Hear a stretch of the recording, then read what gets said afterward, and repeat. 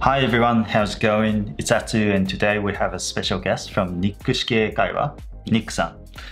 Hey guys, it's Nic. How you doing?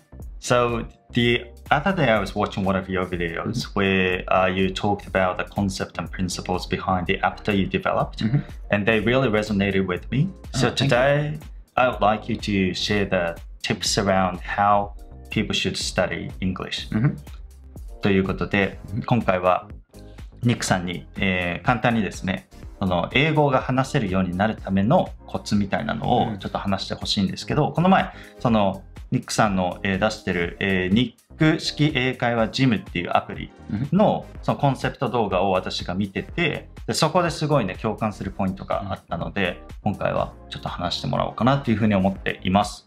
よろしくお願いします。お願いします。So if you could quickly introduce yourself first, that would be great. Hey everyone, it's Nic.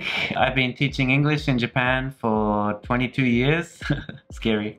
22 years, that's a long time. I do an English YouTube channel, Nic式英会話. Please check it out.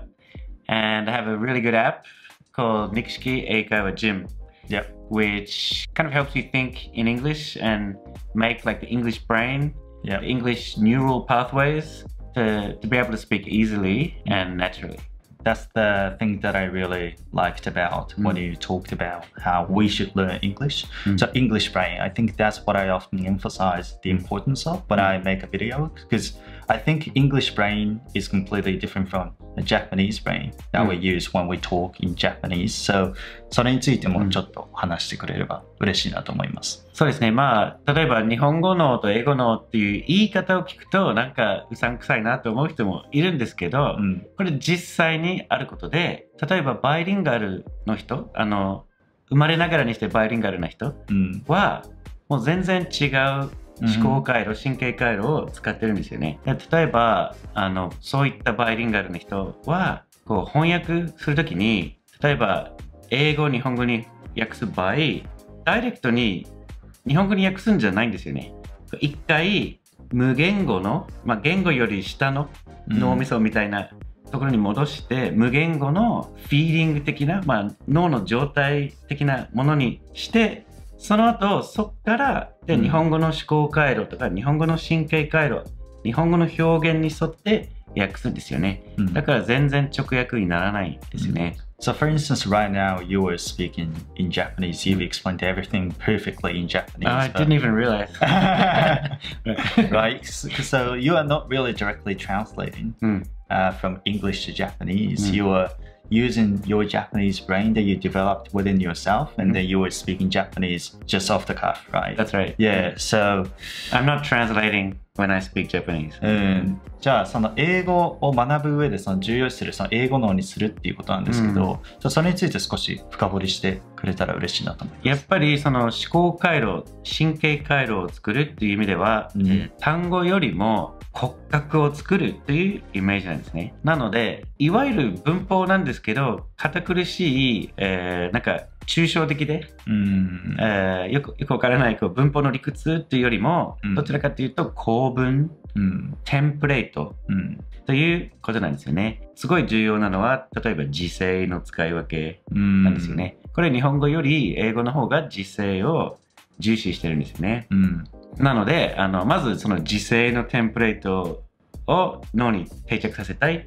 あといろんな構文もありますよね。だからそういう structures をしっかりマスターするっていうのがまずは大事だっていうことなんですけど、日本の英語学習者の方にもう22年ぐらい教えてきて、よくやるのがその direct translation だっていうふうにその動画で言ってたと思うんですけど、それについてもちょっと教えてもらってもいいですか？その direct translation 直訳が一番足を引っ張ってること。例えば、日本人の英語学習者で言うと、この日本語にこだわったせいで、本当は言えることなのに言えなくなっちゃうっていうことが本当に多いんですね。例えば、しあさってが簡単な例ですけど、皆さんしあさってはなんて言うでしょう。しあさってっていう英単語は思い浮かばないですね。それはね、ないからなんですよね。あ、ないんだ。That's a trick question, isn't it? で、そこで、じゃあ、しあさってって言いたいときは何て言えばいいのってよく聞かれるんですけど、そうですね。例えば今日が月曜日だった場合、しあさっては木曜日ですよね。ですね。皆さんはだいたい on Thursday 木曜日にという英語は知っている。だからそれが言えるはずなんだけど、しあさって、しあさって、しあさってって、しあさってっていう日本語にこだわってしまうから言えなくなるんですよね。そういう人多いですか？多いですね。なるほどね。もったいないって感じ。in 3 days とかでもいいですしね。その通りです。3日後とか。そう、in 3 days、3日後も大正解ですね。ちょっと柔軟性を持つことも大事なんですよね。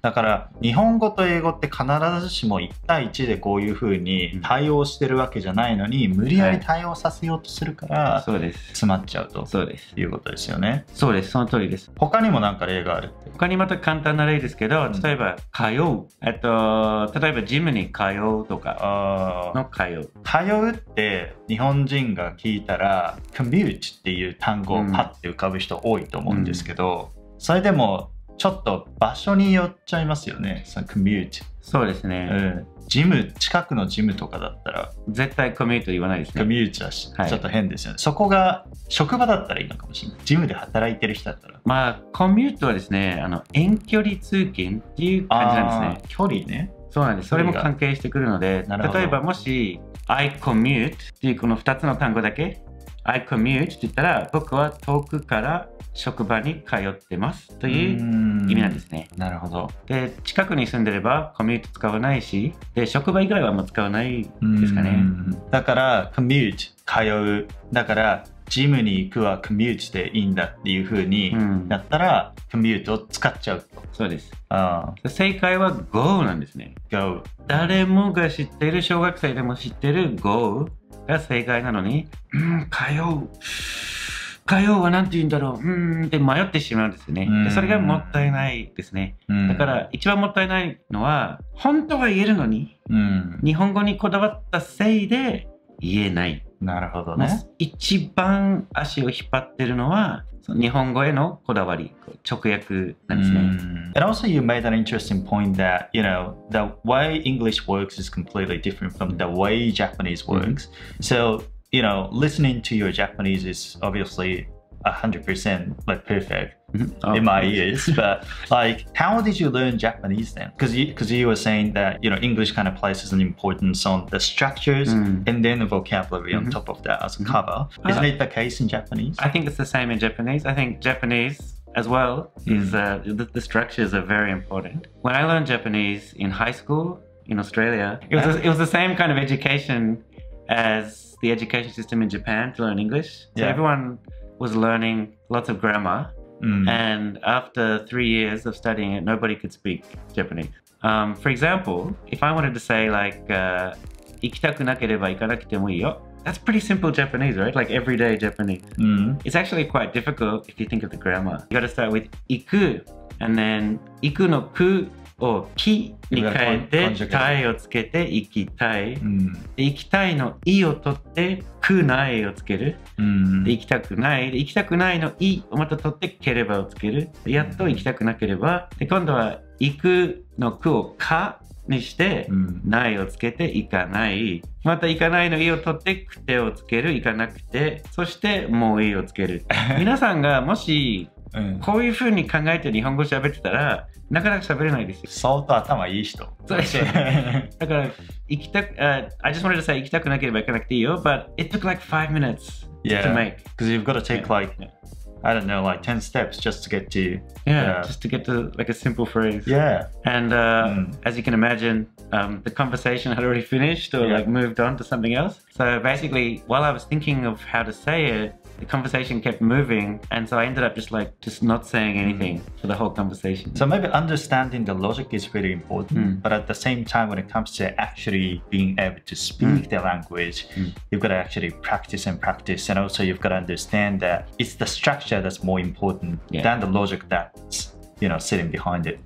So the structure is important. Like if I was going to say like イカたくなければ、that's crazy. That's not good Japanese. キをカにしただけだけど、イカたくなければ sounds very strange. It has to be grammatically correct, but you shouldn't be thinking about all the details of grammar when you're speaking. Yeah. So that's kind of counterintuitive. It has to be grammatically correct, but you don't want to think about the grammar when you're speaking. So what you do? The best way is to kind of make chunks. So in my case, or in the case of the last example, you would say like 何々たくなければ何々なくてもいい. And like those two would be chunks. And then you just put the verbs that you want to use into that template.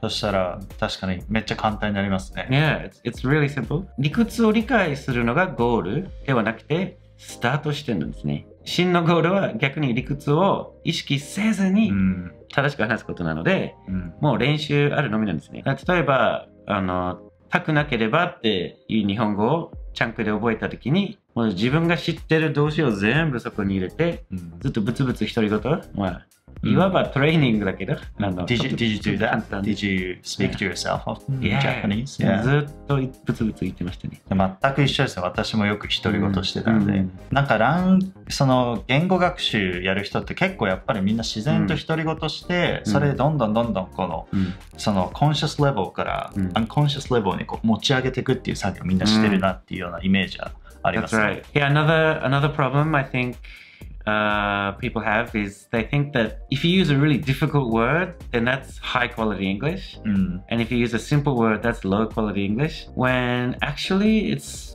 more like the other way around. Like using simple words to be able to say anything, that's really good English. It means you're not directly translating and it's actually more natural. Like most native speakers use very simple words. Unless we're talking about like an academic topic or politics or the economy or something like that. But just for everyday conversation, you don't want to be using really difficult words. メンタリティとして難しい単語を知ってれば自分の英語レベルは高いんだって、まあ確かにそういう部分もあるかもしれないけど、実際に英語を使うっていう観点で見たときに、やっぱり優先順位はそこじゃないよねって、他にも知っておくべき、もっとよく使うものがあるにもかかわらず、全然使われない、なんか1年に1回ぐらいしか見ないような単語を覚えるのにすごい必死になってるのってどうなのかなっていう話ですよね。そうですね。やっぱり土台を作ってから、そういう難しい単語を知っておく感じですよね。ネイティブスピーカーもそうですよね。なんかそうですね。小学校に入る頃にはもう完璧に母国語は話せるんですよね。日本人もアメリカ人も。だけど難しい単語を覚えるのは大体高校生になってからとかですね。あと難しい単語から覚えるっていうのは、それこそなんかこの単語はこの単語、この単語はこの単語、それこそもう直訳頭を作っていく、ちょっとダークサイドへの道を歩み始める感じなんですよ。私も難しい単語を覚えてて、そこで初めて知った日本語とかあります。なるほど。クワーとか。Quam. Yeah. Sense of guilt. Yeah. I know Quam, but I don't think I really use that. で、訳が両親の呵責なんですけど、それを初めて覚えて、両親の呵責ってなんだろう。Quam を使う表現って思いつくのは一つぐらいで、例えば I have no qualms about 何々。するのは全然平気ですよ。全然抵抗はないですよっていう意味でよく使うんですね。よく使うんですか？その表現だけ I have no qualms about なんとかなんとかっていうのは、それは書いてなかったからな。平気でできる、別に罪悪感ないよとか。でそれ以外はそんなに使わないので、やっぱり単語レベルじゃないんだよね。その塊で覚える方がずっといいですね。確かに。まあもちろんね、全然悪いことじゃないですよね。知ってるんだったら知ってた方がいいですもんね。例えばもし今ニックさんが I have no qualms about ほにゃほにゃってもし言った時に qualm 知ってたらわかるじゃないですか。だから知ってる方がいいんだけど、優先順位の問題が出てくる。まあそうですね。今おっしゃったように使う使わない別として、言われたこととか書いてあることを理解するためにいろいろ知っといた方がいい。けど、まあ最優先じゃないですね。そうですね。だから優先順位の付け方が本当に大事かなと思います。Like if you were to take the same amount of time, like where would you want to spend the time on? Yeah, you don't want to be spending like 80% of your time to learn 10% of English, and then spending 20% of your time learning like 90% of English. Like, yeah, 20-80 rule, isn't it? Yeah. That's right. Also, like, I think people who can speak 2 languages or more, they understand how important the structure and also like chunking is.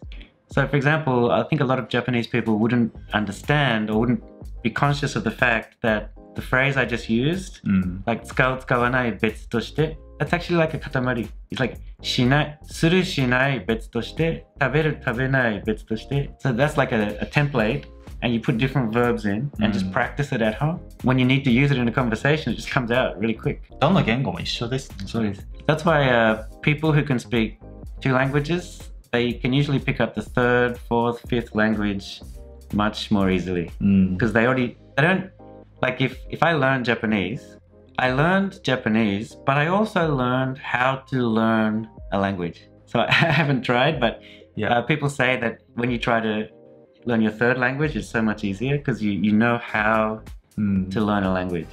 それをね、英語学習で体感すれば、次の言語とかも簡単になってくるかもしれないっていうことですね。はい。そんな感じですか。はい。ということで、今回は、ニック式英会話の、ニックさんにゲストとして、来ていただきました。次回はそのさっき言ってたその英語学習で重要な structures についてちょっと詳しく話してもらおうと思います。またニック式英会話ジムっていうアプリですね、その structures にすごいフォーカスしたアプリについてもちょっと触れてもらおうかなというふうに思います。それではまた次の動画でお会いしましょう。バイバイ。See you next time!